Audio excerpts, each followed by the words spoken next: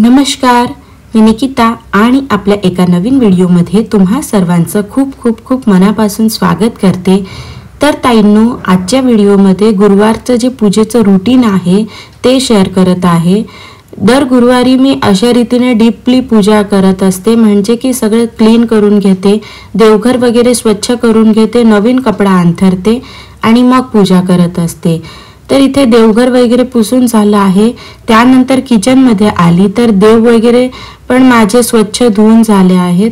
त्यानंतर मग आता मी काय करत असते की हे जे आपले दिवे आणि तांब्या वगैरे असतो तर त्याला एका संपूर्ण देवाचे भांडे आहेत ते पातेल्यामध्ये टाकते, पाण्यात उकळवायला आणि त्याच्यात पितांबरी विम जेल टाकून उकळवून घेते। तर बऱ्यापैकी भांडे क्लीन होऊन जातात। नंतर मग एवढं आपल्याला क्लीन करावं लागत नाही। जे दिवे आहेत जे ते तेल असतं तिथे थोडं आपल्याला घासावं लागतं, बाकीचे जे भांडे आहेत ते पटपट घासले तरी स्वच्छ होऊन जातात। तर चला मग अशा रीतीने मी सगळे भांडे स्वच्छ करून घेत आहे। एकदा पितांबरीने घासून घेते आणि सेकंड टाइम विम जेलने घासून घेते। तर अशा रीतीने संपूर्ण भांडे खूप छान स्वच्छ होऊन जातात।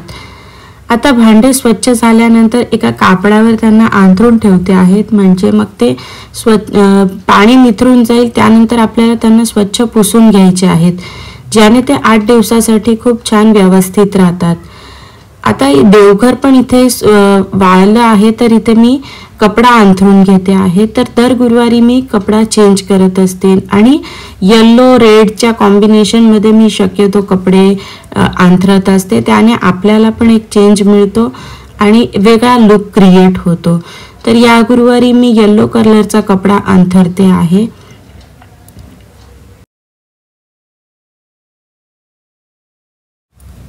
तर आता कपडा अंथरून झाल्यानंतर आपल्याला देव वगैरे स्थापना करून घ्यायची आहे। तर देवांना मी अष्टगंध लावत असते आणि देवीचा जो फोटो असतो किंवा देवीची मूर्ती असते तर त्याला हळदी आणि कुंकू असं लावून घेत असते। तर इथे एकविरा देवीचा फोटो आहे, आमची कुळदेवता, तर त्यांना पण मी हळदी कुंकू लावून घेत आहे आणि हळद लावल्यानंतर त्याच्यावरून मी कुंकू पण लावून घेत असते।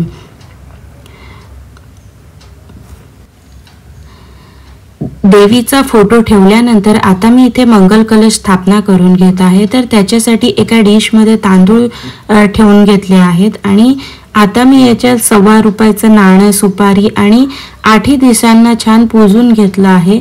त्यानंतर आंब्याची डहाळ टाकून आणि श्रीफळ ठेवू आणि अशा रीतीने नेहमीचा हा माझा मंगल कलश असतो तोच मी इथे पूजून घेतला आहे। त्यानंतर गणपती पूजून घेतला, माता अन्नपूर्णाची स्थापना करून घेतली आहे, त्यांना पण आपल्याला तांदूळ मध्येच ठेवायचं आहे। आणि आता मग येतं बाळकृष्ण। तर बाळकृष्णाला मी वस्त्रालंकार करत असते, तर छान त्यांच्यासाठी मी डेलीचे वस्त्र घेऊन आले आहे आणि मुकुट आणि हार असं सगळं मी घेतलं आहे। बाकीचा हार पण आहे, पण डेली लाईफ मध्ये मी फक्त मुकुट आणि हार घालते आणि बासुरी ठेवते आणि असे वेगवेगळे वस्त्र जे आहेत त्यांचे ते चेंज करून घेत असते। तर अशा रीतीने बाळकृष्ण पण माझे तयार झाले आहेत, खूप छान दिसत आहे आणि इतके प्रसन्न वाटतं अशा रीतीने पूजा केल्यानंतर। आज मी कवड्या, पैसे, नाणे हे सगळं धुवून घेतलं होतं, तर त्यांना देखील मी आता डिश मध्ये ठेवून घेत आहे, त्यांच्यावर हळदी कुंकू लावून घेते आहे। कवड्या हे लक्ष्मीला खूप प्रिय असतात, त्यामुळे मग आपण देवघरात त्यांची पूजा करू शकतो। आणि श्रीयंत्राचा बाजूलाच मी कवड्या ठेवल्या आहेत आणि दुसऱ्या बाजूला हे जे देवीचे नाणे असतात तर ते ठेवून घेतले आहेत।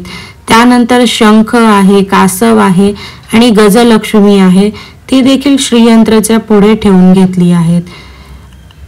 आणि इथे आता कुंकुमार्चन करून घेत आहे। तर खूप दिवसानंतर मी श्रीयंत्र स्वच्छ करते, असं सारखं दर वीकला स्वच्छ करत नाही आणि आज व्यवस्थित क्लीन करून घेतलं आहे श्रीयंत्र। तर त्यानंतर कुंकुमार्चन करून घेतलं आहे। आता सर्व देवी देवतांना मी फूल वाहून घेतलं आहे आणि त्यानंतर धूप आरती दिली आहे, जल आणि नैवेद्य अर्पण करत आहे देवांना।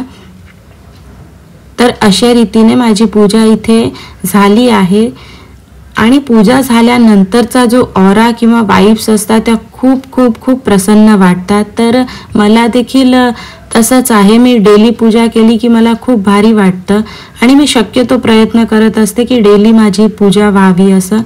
आणि त्यानंतर लास्टला येतं ते रांगोळी. तर रांगोळी पण लास्टला काढणं मस्ट आहे, भले छोटीशी का असेना पण आपण रांगोळी देवघरात काढलीच पाहिजे. तर इथे मी अशा रीतीने अष्टदल कमल काढून घेतलं आहे आणि त्याला छान रंग भरून घेतले आहे.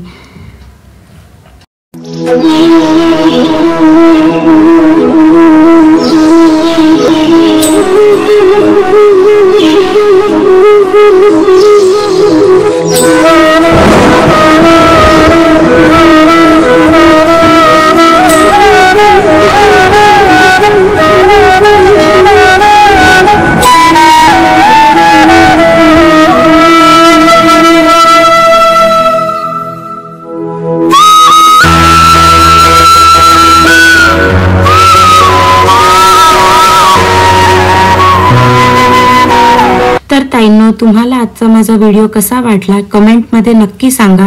व्हिडिओ आवडला असेल तर प्लीज चॅनलला लाईक, शेअर, सबस्क्राईब करा आणि सबस्क्राईब करताना बाजूला असलेलं बेल आयकॉनला क्लिक करा, म्हणजे माझ्या अशाच नवनवीन व्हिडिओचे नोटिफिकेशन तुम्हाला मिळत राहतील. चला तर मग भेटूया अशाच एका नवीन व्हिडिओमध्ये. तोपर्यंत bye bye, take care. Video बघितल्याबद्दल खूप खूप धन्यवाद.